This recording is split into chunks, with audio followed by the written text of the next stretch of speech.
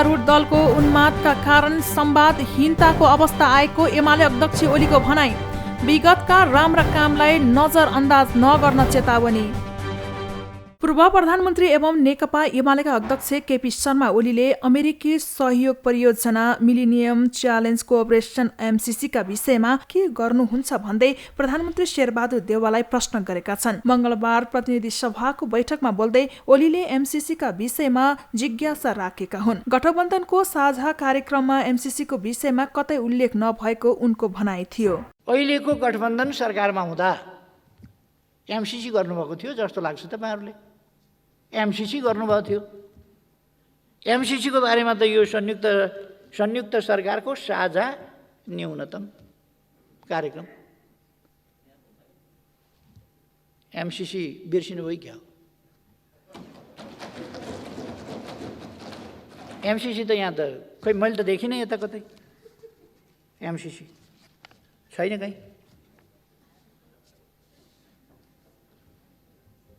अनि केपी ओलीले कतै एमसीसी पास गर्नुपर्छ भनेको क्लिप खोजेर वातावरण बनाउन खोज्नुहुन्छ। गाली गर्ने फेरि मेरै क्लिप बजाएर वातावरण बनाउन खोज्ने। तपाईहरुको कार्यक्रम संयुक्त सरकारको साझा न्यूनतम कार्यक्रममा एमसीसी के गर्नुहुन्छ भन्नु परेन? चुपचाप लागेर नेपाली जनताले जान्न चाहेको छ। सम्माननीय प्रधानमन्त्रीज्यू, के गर्नुहुन्छ एमसीसी तपाई? अध्यक्ष ओलीले गठबन्धन सरकारले ल्याएको साझा न्यूनतम कार्यक्रमलाई सडकमा बाँडेको कागजको संज्ञा दिए। उनले सरकारले संसद चलिरहेका बेला संसद छलेर न्यूनतम साझा कार्यक्रम ल्याएको आरोप लगाए। यसमा कांग्रेसको अनुहार समेत नदेखेको उनको टिप्पणी छ। संयुक्त सरकारको साझा न्यूनतम कार्यक्रम भनेर एउटा कागज प्रस्तुत भयो।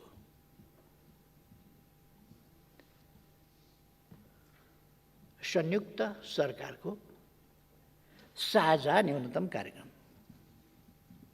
संयुक्त सरकारको न्यूनतम कार्यक्रम भनेपछि यो साझा सहकारी किन लेख्नु पर्यो?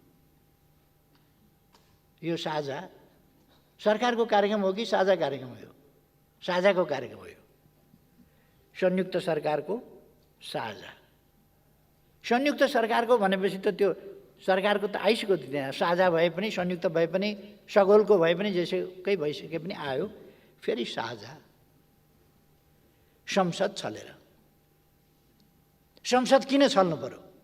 आज किन प्रस्तुत गर्न सक्नु भएन? सरकारले आज किन संसदमा प्रस्तुत गरेन? त्यसलाई कुनै मान्यता दिने कि नदिने? त्यो सरकारले पेश गरेको हो भनेर ठान्ने कि नठान्ने? किनभने संसदमा त आएन। संसद चलिरहेका बेला छलेर किन गर्नु पर्यो? अध्यक्ष ओलीले सत्तारूढ गठबन्धनका नेताहरू दशैंमा केटाकेटी आँगनमा नाचे जसरी हौसिएर नाचिरहेको पनि टिप्पणी गरे। असामान्य तरिकाले सरकार परिवर्तन भएकाले नै सत्तारूढ गठबन्धनका नेताहरू हौसिएर नाचिरहेको उनको भनाइ थियो। अध्यक्ष ओलीले सरकारले 1 महिनाको समय खेर फालेको बताए। अबको 14-15 महिना सरकारले बधाई र शुभकामना लिएर व्यतीत गर्ने उनले भविष्यवाणी गरे। ओलीले मन्त्री परिषदलाई पूर्णता दिँदै विकासको रफ्तार लाग्न सरकारको ध्यान आकर्षण गराए। ओलीले धम्कीको राजनीति नगर्न नेकपा माओवादी केन्द्रका अध्यक्ष पुष्पकमल दाहाललाई चेतावनी दिएका छन्। ओलीले दाहालले देशमा लगाएको डढेलो पनि 2 बाल्टी पानी हालेर निभाइएको स्मरण गराए। पूर्व प्रधानमन्त्री केपी शर्मा ओलीले संयुक्त गठबन्धन सरकारले संसद छलेर साझा न्यूनतम कार्यक्रम ल्याएकोमा आपत्ति जनाए। उनले तत्कालीन माओवादी लडाकुको क्यान्टोनमेन्टमा भएको भनिएको भ्रष्टाचार मुद्दा पनि उठाए। भ्रष्टाचारको कुरा उठेको बेला क्यान्टोनमेन्टको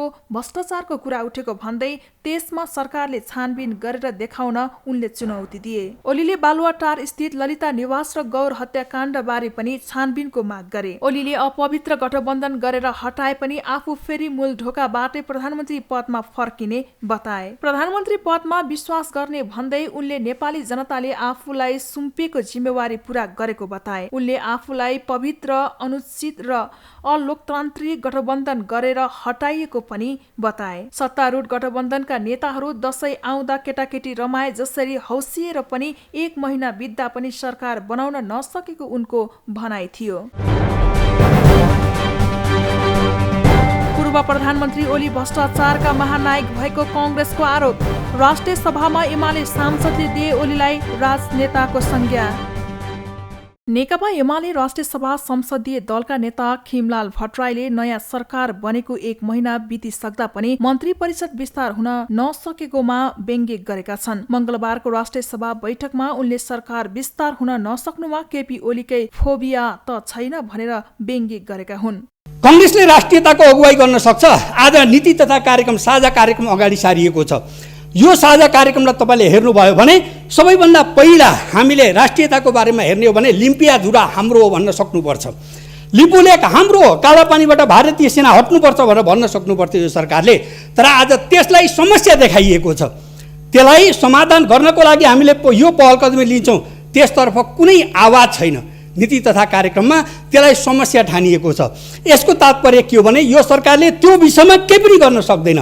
मान्छे दिन दहाडे मारिन्छ, बोल्न सक्दैन। कांग्रेस बोल्न सक्छ, आज सरकार बोल्न सक्छ। सरकार बोल्न सक्ने हालतमा पनि छैन। आजको कांग्रेस भन्ने हो भने राष्ट्रियताको हिसाबले, आफ्नो आदर्शको हिसाबले भन्ने हो भने त्यो आदर्श च्युछ र मृतप्राय छ। सांसद भट्टराईले एमाले अध्यक्ष ओलीलाई राजनेताको संज्ञा दिँदै उनी पूर्ण सत्तामा फर्किने दावी गरेका छन्। केपी ओली सिंहदरबार छाडेर बालकोट गए पनि राजनैतिक उनकै वरिपरि घुमिरहेको उनको जिकिर छ। कमरेड केपी ओली सिंहदरबार छोडेर बालुवाटार छोडेर उहाँ बालकोट जानुभएको छ। तर पनि राजनीति चाहिँ उहाँकै वरिपरि घुमे जस्तो चाहिँ हामी देख्छौँ। सदनमा आउँदाखेरि पनि उहाँकै चर्चा हुन्छ। सदनमा आउँदाखेरि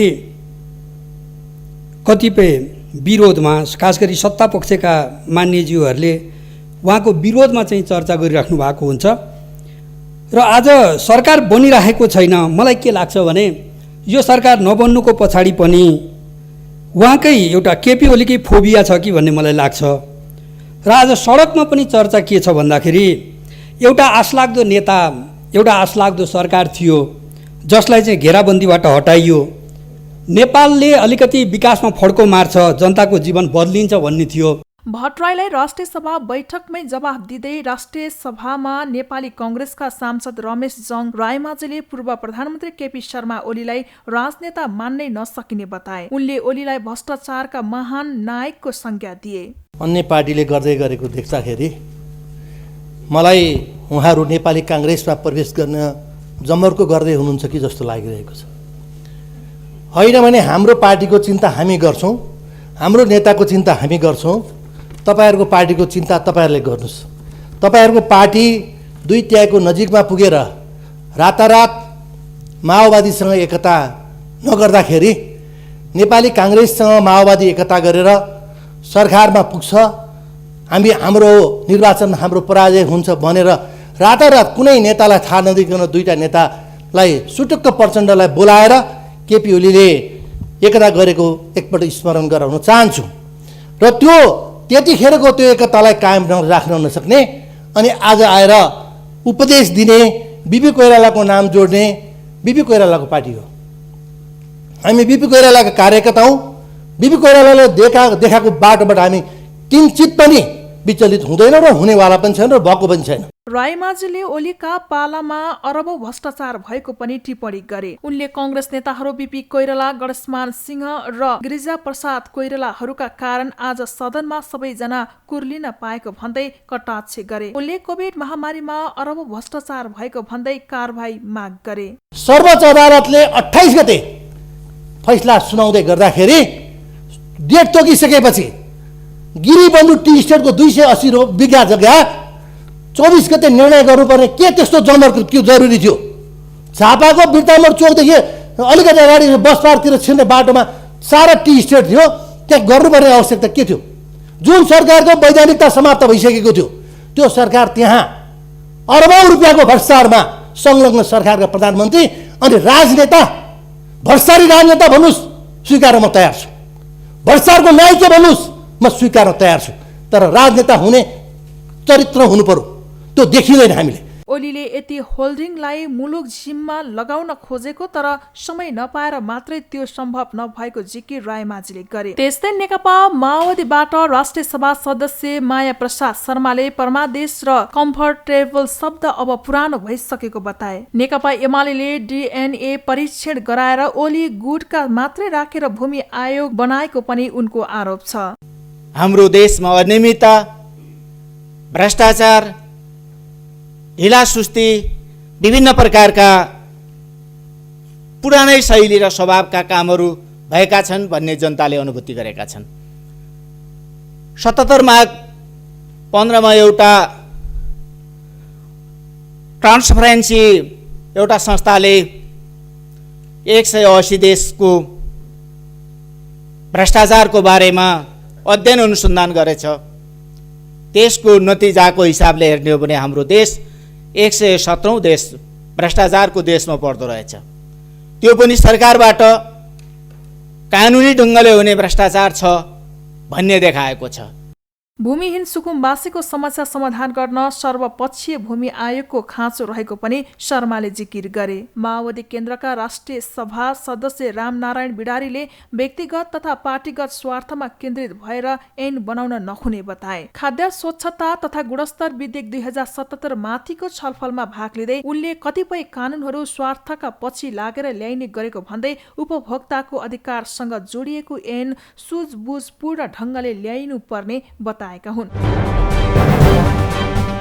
राष्ट्रिय सभाका सांसदहरूले तुइन तर्ने क्रममा महाकाली नदीमा बेपत्ता भएका जयसिंह धामीको घटनाबारे अझै पनि सत्य तथ्य बाहिर ल्याउन नसकेको भन्दै सरकारको चर्को आलोचना गरेका छन्। मंगलबार राष्ट्रिय सभा बैठकको शून्य समयमा बोल्दै सांसद दीपा गुरुङले महाकाली नदीमा बेपत्ता भएका धामीको घटनाको सत्य तथ्य बाहिर ल्याउन ढिलाइ नगर्न पनि सरकारलाई सचेत गराइन्। घटनाको चाँडो सत्य तथ्य बाहिर ल्याउन गुरुङले सरकारको ध्यान आकर्षण गराइन्। हामी नेपालीहरूको निम्ति भारतीय फौजबाट भएको दोस्रो जघन्य अपराध हो। शहीद गोविन्द गौतमलाई पनि यसरी नै गोली हानेर मृत्युको शैय्यामा पुर्याएको घाउ हाम्रो मानसपटलमा ताजै छ। अहिले पनि तिनै भारतीय फौज एसएसबीबाट तुइन काटेर मान्छे मार्ने काम भएको देख्ने प्रत्यक्षदर्शीहरूबाट खुलासा भएको छ। सरकारले छानबिन समिति बनाएको छ तर आजसम्म सत्य बाहिर आउन सकेको छैन। स्मरण रहोस्, विगतमा भएका यस्ता थुप्रै जघन्य अपराध सिमानाका नेपाली जनताहरूले मानसिक शारीरिक रूपमा भोग्दै आएका छन् र हाल 33 वर्षीय जयराम धामीको त आलै घाउ छ। आपराधिक घटना उस्तै छ। यो गठबन्धन सरकारले सत्य तथ्यमा आधारित भई छिटोभन्दा छिटो घटनाको विवरण बाहिर ल्याओस्। बारम्बारको घटना जघन्य घटनाले नेपाली जनतालाई विक्षिप्त बनाएको हुँदा घटनाको विवरण शीघ्र बाहिर आउन जरुरी छ, नत्र फेरि गोविन्दको रगतको आँसुले नेपाल र नेपाली आमालाई धिक्कार्नेछ। त्यसैले अपराधीलाई कडाभन्दा कडा कारबाहीको माग राख्दै अध्यक्ष महोदय मार्फत सरकारको गम्भीर ध्यान आकर्षण गर्न चाहन्छु। हस्त धन्यवाद। सांसद नयनकला ओझाले कालापानी लिपुलेक लिम्पियाधुराको भारतद्वारा मिचिएको जमिन छिटोभन्दा छिटो फिर्ता गराउन सरकारको ध्यान आकर्षण गराइन्। ओली सरकारले उक्त जमिन फिर्ता हुनुपर्छ भन्दै गर्दा कसको निर्देशनमा विवाद अघि सारेर सरकारले गरेका राम्रा काममा भाजो हालेको भन्दै उनले प्रश्न समेत गरिन्। कालापानी लिपुलेक लिम्पियाधुराको भारतद्वारा मिचिएको जमिन छ, त्यो जमिन फिर्ता गराउनुपर्छ भनेर निवर्तमान प्रधानमन्त्री केपी शर्मा ओलीज्यूले राष्ट्रिय सहमति गराई चुच्चे नक्सा समेत बनिसकेको र अब जमिन फिर्ता गर्नको लागि भारतसँग कूटनीतिक माध्यमबाट छलफल हुँदै गर्दा 81 कसको निर्देशनमा के को लागि विवाद मात्र अघि सारी सरकारले गरेका राष्ट्र र जनताको हितमा राम्रा काममा पनि अपव्याख्या गरी असहयोग गर्ने काम भयो। सहमतिको सट्टा अपवित्र गठबन्धन सरकार बनाई विरोध र गठबन्धन बनाई आन्दोलन र सर्वोच्चमा मुद्दा लाउने काम गरी जनआदेशको सरकार ढाली परमादेशको सरकार बनेको छ। यो सरकारले त्यो जमिन फिर्ता ल्याउनका लागि छिटोभन्दा छिटो पहल गरोस्। सांसद प्रकाश पन्तले अपाङ्गता ऐन कार्यान्वयन गर्ने गरी आएको अपाङ्गता अधिकार सम्बन्धी नियमावलीमा आपत्ति जनाए। नेपाल अन्तर्राष्ट्रिय स्तरमा अपाङ्गता भएका व्यक्तिहरूको अधिकार सम्बन्धी महासन्धिको पक्ष राष्ट्र भइसकेको छ। नेपालको संविधान मौलिक हकमा समेत अपाङ्गता भएका व्यक्तिको अधिकारहरू लेखिएको छ। महासन्धि र संविधान र मौलिक हक कार्यान्वयन गर्ने क्रममा अपाङ्गता अधिकार सम्बन्धी ऐन पनि जारी भएको छ। तर महासन्धि अनि संविधान, मौलिक हक र अपाङ्गता अधिकार ऐन कार्यान्वयन गर्ने गरी आएको अपाङ्गता अधिकार सम्बन्धी नियमावलीले यी सारा विषयहरूलाई सम्बोधन गर्न सकेको छैन। बिना तयारी, बिना छलफल, बाहिरबाट सरकारवालाहरूलाई बाहिर राखेर आएको यो नियमावली एकदम आपत्तिजनक छ। यसलाई हामी स्वीकार गर्न सक्दैनौँ।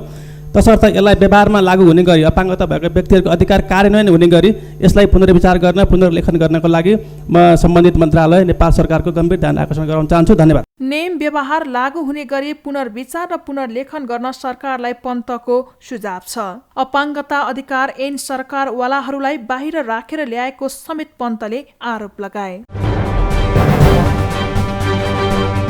सरकारद्वारा देशको समग्र आर्थिक अवस्थाको श्वेतपत्र सार्वजनिक, सञ्चित कोष 1,42 अर्ब घाटामा। अर्थमन्त्री जनार्दन शर्माले देशको सञ्चित कोष 1,42 अर्बले घाटामा रहेको बताउनु भएको छ। संघीय प्रतिनिधि सभा बैठकमा श्वेतपत्र जारी गर्दै 2074 सालमा तत्कालीन सरकारले आर्थिक श्वेतपत्र जारी गर्दा 1,42 अर्बले घाटामा रहेको सञ्चित कोष आर्थिक वर्ष 2076-77 मा 2,16 अर्ब पुगेको बताएका हुन्। उनले स्रोतसँग मेल नखाने गरी प्रचारात्मक ढङ्गले बजेटको आधार वृद्धि हुँदै आएको पनि बताउनु भएको छ। उहाँले बजेट परिचालनमा अनुशासन नहुँदा बजेट योजना र वित्तीय उत्तरदायित्वमा विचलन आएको आरोप समेत लगाए। कोषको अवस्थामा ध्यान नदिई बजेट निर्माण गर्ने गरिएको कारण बजेटप्रतिको विश्वसनीयता प्रश्न उठ्ने गरेको छ। विषम 2074 चैत्रमा तत्कालीन सरकारले जारी गरेको श्वेतपत्रमा सो आर्थिक वर्षको अन्त्यमा कोष रु 48 अर्बले सञ्चित घाटा रहेको उल्लेख छ। तर त्यसमा सुधार आउनुको सट्टा यस्तो घाटा आर्थिक वर्ष 76-77 मा रु 2,16 अर्ब पुग्न गएको थियो। आर्थिक वर्ष 77-78 को अन्त्यमा बचत हुन जान सक्ने देखिएको रु 73 अर्ब मध्ये सम्पूर्ण रकम सञ्चित घाटा घटाउनमा उपयोग गर्ने हो भने पनि कोष रु 1,43 अर्बले घाटा रहने देखिन्छ। यसबाट बजेट योजना, वित्तीय उत्तरदायित्व र स्रोतको परिचालनमा विचलन आएको देखिन्छ। अर्थमन्त्री शर्माले संवैधानिक व्यवस्था र लोकतन्त्रको स्थापित मान्यता विपरीत अध्यादेश मार्फत बजेट घोषणा गरेको बताए। अर्थमन्त्री शर्माले असंवैधानिक रूपमा प्रतिनिधि सभा दोस्रो पटक भङ्ग गरेर सरकार काम चलाउ अवस्थामा परिणत भइसकेपछि संवैधानिक व्यवस्था र लोकतन्त्रको स्थापित मान्यता विपरीत अध्यादेश मार्फत बजेट ल्याएको बताएका हुन्। उनले जनप्रतिनिधिको अनुमोदन बिना जनता माथि कर लगाउन नपाइने लोकतान्त्रिक मान्यता विपरीत गई अध्यादेश मार्फत बजेट ल्याएको बताए। प्रतिनिधि सभा दोस्रो पटक समेत भङ्ग गरेर सरकार काम चलाउ अवस्थामा परिणत भइसकेपछि समेत संवैधानिक व्यवस्था र लोकतन्त्रको स्थापित मान्यता विपरीत अध्यादेश मार्फत बजेट घोषणा गरिएको थियो। जनप्रतिनिधिको अनुमोदन बिना जनतामाथि कर लगाउन नपाइने लोकतान्त्रिक मान्यता विपरीत गई सरकारको वार्षिक आय व्यय विवरणलाई सार्वभौम संसदमा छलफल हुनबाट समेत वञ्चित गरी अध्यादेश मार्फत बजेट प्रस्तुत गरिएको विषयमा मान्य सदस्यहरू जानकार नै हुनुहुन्छ। सम्मानित सर्वोच्च अदालत संवैधानिक इजलासको मिति 2078-3-28 को फैसलाको बुँदा नम्बर 108 मा उल्लेख गरिएको छ कि उत्तरदायी शासन व्यवस्थाको अनादर हुने गरी बजेट पेश गर्नुभन्दा हप्ता दिन अगाडि हठात प्रतिनिधि सभाको विघटन गरेर अध्यादेशको माध्यमबाट राजस्व र व्ययको अनुमानलाई कानुनी स्वरूप दिइनु तथा काम चलाउ सरकारले अनिवार्य सरकारी खर्चको लागि मात्र व्ययको व्यवस्था गर्नुपर्नेमा दीर्घकालीन महत्त्व र प्रभाव राख्ने प्रकृतिका नीति तथा वार्षिक कार्यक्रमको उद्घोष गर्नु वाञ्छित कुरा हुँदैन। अर्थमन्त्री शर्माले प्रधानमन्त्री केपी शर्मा ओली नेतृत्वको सरकारले अध्यादेश मार्फत ल्याएको बजेटलाई प्रतिस्थापना गर्न नयाँ बजेट ल्याउने घोषणा गरे। उनले प्रस्तुत अध्यादेशलाई सत्ता सहयात्रा दलहरू बीचको साझा न्यूनतम कार्यक्रम, वर्तमान सरकारको नीति र प्राथमिकता, जनचाहना तथा कोभिड-19 महामारीको कारण सिर्जित चुनौती समेतको सम्बोधन हुने गरी सुधार गर्न छिट्टै प्रतिस्थापना विधेयक ल्याउने बताए। अर्थमन्त्री शर्माले मुलुकको सार्वजनिक ऋण बढ्दै गएर वार्षिक बजेटको आकार भन्दा पनि ठूलो रूप लिन पुगेको बताए। उहाँले 3 वर्षमा करिब 250 अर्बले सार्वजनिक ऋण बढेर कुल गास्थ उत्पादनको झण्डै 40.5% को हाराहारीमा पुगेको बताए। उनले यस्तो तर्फ आन्तरिक ऋण हालसम्म 8 खरब र वैदेशिक तर्फ 9 खरब 28 अर्ब रहेको बताए। अर्थमन्त्री शर्माले बढ्दो सार्वजनिक ऋणको सावा तथा ब्याज भुक्तानीका लागि राजस्वको ठूलो हिस्सा छुट्याउनु पर्ने परिस्थिति निर्माण हुने खतरा रहेको औलाए। आर्थिक वर्ष 73-74 मा कुल तिर्न बाँकी सार्वजनिक ऋण रु 6 खर्ब 98 अर्ब अर्थात् कुल गारहस्थ्य उत्पादनको 22.7% रहेकोमा आर्थिक वर्ष 77-78 मा 250%ले वृद्धि भई रु 17 खर्ब 29 अर्ब अर्थात् कुल गारहस्थ्य उत्पादनको 40.5% पुगेको छ। कुल तिर्न बाँकी ऋणमध्ये रु 8 खर्ब 1 अर्ब आन्तरिक ऋण र रु 9 खर्ब 28 अर्ब बाह्य ऋण रहेको छ। आर्थिक वर्ष 2077-78 मा आन्तरिक ऋण रु 2 खर्ब 24 अर्ब र वैदेशिक ऋण रु 1 खर्ब 40 अर्ब गरी जम्मा रु 3 खर्ब 64 अर्ब अर्थात् कुल सङ्घीय खर्चको 30.8% परिचालन भएको छ। यसरी सार्वजनिक ऋण उल्लेख्य रूपमा वृद्धि हुँदै गए तापनि देशको आर्थिक वृद्धि तथा विकासमा अपेक्षित प्रतिफल हासिल हुन सकेको छैन। सार्वजनिक ऋणको भार बढ्दै जाने र त्यसको उत्पादनशील क्षेत्रमा महत्तम परिचालन हुन नसक्ने अवस्थाले भविष्यमा विकासका लागि स्रोतको अभाव हुन सक्ने र विकास वित्त परिचालनका लागि उच्च लागत पर्न जाने देखिन्छ। साथै उच्च दरमा हुने आन्तरिक ऋण परिचालनले निजी क्षेत्रको वित्तीय साधनको उपलब्धतामा समेत नकारात्मक प्रभाव पर्न जाने देखिन्छ। बढ्दो सामाजिक ऋणको सामा तथा ब्याज भुक्तानीका लागि राजस्वको ठूलो हिस्सा छुट्याउनु पर्ने परिस्थिति निर्माण हुने खतरा समेत रहेको छ। अर्थमन्त्री शर्माले थपिएको ऋण सही ठाउँमा परिचालन हुन नसकेको बताए। उनले सार्वजनिक ऋण उल्लेखीय रूपमा बढ्दै गए पनि देशको आर्थिक वृद्धि तथा विकासमा अपेक्षित प्रतिफल हासिल हुन नसकेको बताए। नेपालमा थप 4,904 जनामा कोरोना संक्रमण पुष्टि, थप 35 जनाले कोरोनाबाट ज्यान गुमाए। नेपालमा थप 4,904 जनामा कोरोना संक्रमण पुष्टि भएको छ। पछिल्लो 24 घण्टामा देशभर 13,217 वटा नमुना पीसीआर परीक्षणका क्रममा 3,194 र 5,906 वटा नमुना एन्टिजेन परीक्षणका क्रममा 1,710 जनामा संक्रमण पुष्टि भएको स्वास्थ्य मन्त्रालयले जनाएको छ। यो सँगै नेपालमा कोरोना संक्रमितको संख्या 7,91,910 पुगेको छ। त्यस्तै पछिल्लो 24 घण्टामा कोरोनाका कारण थप 35 जनाको मृत्यु भएको छ। यो सँगै नेपालमा हालसम्म 10,150 जनाले कोरोनाका कारण ज्यान गुमाएका छन्। त्यसै गरी 24 घण्टामा थप 2,115 संक्रमित निको हुँदा हालसम्म नेपालमा 6,73,198 जना संक्रमण मुक्त भएका छन्। हाल देशभर 37,332 सक्रिय संक्रमित आइसोलेसन र 381 जना क्वारेन्टाइनमा छन्। हालसम्म नेपालमा 37,07,396 वटा नमुना पीसीआर र 3,69,650 वटा नमुना एन्टिजेन विधिबाट परीक्षण गरिएको मन्त्रालयले जनाएको छ। उपत्यकामा बेलुका 8 बजेपछि गाडी चलाउन निषेध, मास्क खै र नो हर्न अभियानलाई कडाइका साथ लागू हुने।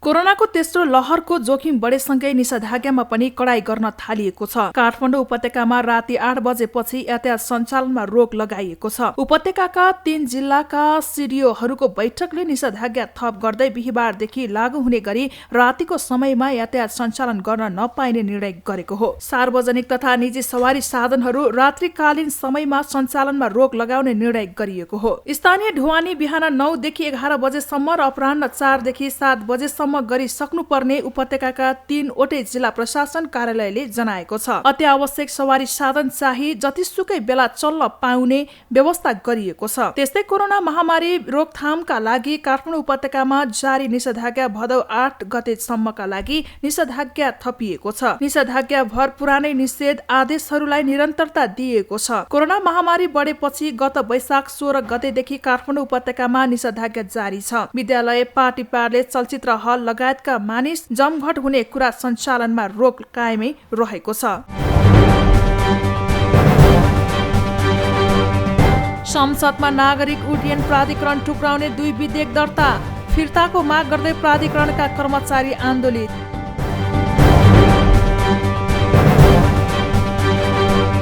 रयन्फा विवादमा छानबिन समितिद्वारा पदाधिकारीसँग बयान लिन सुरु, प्रशिक्षक अनुशासन दायरा बाहिर गएको आरोप। अखिल नेपाल फुटबल संघ एन्फाका पूर्व प्रवक्ता किरण राईले मुख्य प्रशिक्षक अब्दुल्लाह अल्मुताइरीले उपाध्यक्ष पंकज विक्रम नेमाङलाई सामाजिक सञ्जालमा लगाएको आरोप प्रशिक्षकको अनुशासनको दायरा भन्दा बाहिर भएको बताएका छन्। फुटबल विवाद छानबिनका लागि राष्ट्रिय खेलकुद परिषदले गठन गरेको छानबिन समितिलाई मंगलबार बयान दिएर बाहिर निस्कने क्रममा पूर्व प्रवक्ता राईले प्रशिक्षकको अभिव्यक्ति अनुशासन भन्दा बाहिर भएको बताएका हुन्। एक साता अघि एन्फामा बसेको आकस्मिक कार्य समितिको बैठकबाट प्रशिक्षक र उपाध्यक्षको घटना छानबिनका लागि एन्फाले खेलकुद मन्त्रालयलाई जिम्मा दिने निर्णय गरेको थियो। सोहीको आधारमा खेलकुद मन्त्रालयले राखेपालाई समिति गठन गरेर छानबिन गर्न निर्देशन दिएको थियो। अब त्यो घटना हेर्दा अब एउटा लाइक गरेको आधारमा वा एउटा लाइकको आधारमा अल्मुतारीजीले चाहिँ पंकज विक्रम नेमाङजीलाई चाहिँ अलिकति त्यो गलत भयो वा चाहिँ उहाँले मलाई टर्चर दियो भनेर भन्नुभएको देखिन्छ। किनभने छलफलमा त्यस्तो देखिन्छ। एउटा लाइक गरेको, एउटा समाचारमा लाइक गरेकै आधारमा वा एउटा पोस्टमा लाइक गरेकै आधारमा आफ्नो संस्थाको सिनियर भाइस प्रेसिडेन्टलाई कार्यालय मार्फत त्यो विषय चाहिँ सुल्झाउनु पर्नेमा सार्वजनिक रूपमा फेसबुकबाट चाहिँ जे उहाँले चाहिँ आरोप लगाउनुभयो त्यो चाहिँ अलिकति अनुशासिक दायराभन्दा बाहिर गएको देखेँ मैले चाहिँ होइन। त्यस कारणले गर्दाखेरि त्यो हिसाबमा चाहिँ अब त्यो चाहिँ अलिकति उहाँबाट त्रुटि भयो जस्तो लाग्छ मलाई चाहिँ। तर एन्फा प्रवक्ता किरण राईले एन्फामा आफ्नै छानबिन अनुशासन समिति लगायत विषयलाई समाधान गर्न विधानमा उल्लेख भए अनुसार काम नभएको भन्दै तेस्रो पक्षमा छानबिन गर्न दिनु गलत नजिर भएको भन्दै पदबाट राजीनामा दिएका थिए। यद्यपि बयानका लागि बोलाइएका प्रवक्ता किरण राईले सत्य तथ्य कुनै पनि पक्षमा नलाई आफ्नो दृष्टिकोणमा जे सही थियो सोही बयान दिएको बताए। अब मेरो कुरा त अब यो चाहिँ हामीले नै एन्फाले नै यो विषय चाहिँ हल गर्नु पर्थ्यो। किनभने हामीसँग अनुशासन समिति थियो विधानमै होइन, अपिल कमिटी, इथिक्स कमिटी लगायतका कमिटीहरू थिए। यस्ता घटनाको निम्ति भनेरै त्यो कमिटीहरू र विधानमा व्यवस्था गरिएको थियो। त्यस कारणले गर्दा अब यो अलिकति ट्र्याकभन्दा बाहिर गयो भन्ने नै मेरो कुरा हो। तथापि पनि अब बयानमै वा छानबिनमै गइसकेपछि फेरि आउनु नै उपयुक्त हुन्थ्यो र आएरै आफ्नो यहाँ चाहिँ धारणा राख्नु ठिक हुन्थ्यो भनेर लागेर अब म आएको छु। र मैले बयान अब दिने क्रममा त्यहाँ जे घटनाहरू भएको हो सत्य तथ्य त्यो बिचको घटनाको वरिपरि जे थियो त्यो चाहिँ कुनै पनि पक्षमा नलागिकन जे चाहिँ मेरो दृष्टिकोणमा सही लाग्यो या जे सत्य थियो मैले त्यही कुराहरू चाहिँ बताएको छु। छानबिन समितिले मंगलबार एन्फा अध्यक्ष कर्मा छिरिङ शेर्पासँग पनि बयान लिएको थियो। समितिले घटनामा संलग्न प्रत्यक्ष तथा अप्रत्यक्ष गरी 14 जनासँग बयान लिने सूची तयार पारेको छ। सूचीमा घटनामा प्रत्यक्ष संलग्न वरिष्ठ उपाध्यक्ष र मुख्य प्रशिक्षक पनि रहेका छन्। प्रशिक्षक अल्मुताइरीले भने पोखरामा रहेका छन्। मन्त्रालयको निर्देशन अनुसार राखेपले बोर्ड सदस्य पुरेन्द्र विक्रम लाखे संयोजकत्वमा 7 सदस्य छानबिन समिति गठन गरेको थियो। समितिलाई 7 दिनभित्र छानबिन प्रतिवेदन बुझाउन खेलकुद मन्त्रालयले निर्देशन दिएको थियो।